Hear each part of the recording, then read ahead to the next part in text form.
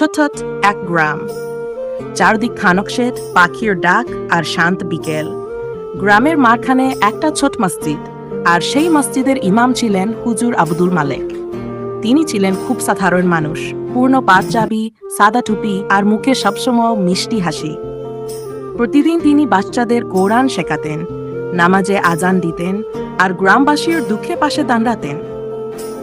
এক রাতে গ্রামের এক কৃষক এল হুজুরের কাছে। হুজুর, আমার গরুটা হারিয়ে গেছে, কেউ চুরি করে নিয়ে গেছে মনে হয়।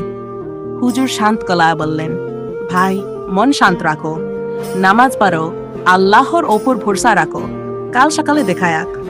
পরদিন ফজরের নামাজের পর হুজুর কিছু না বলে বেরিয়ে গেলেন।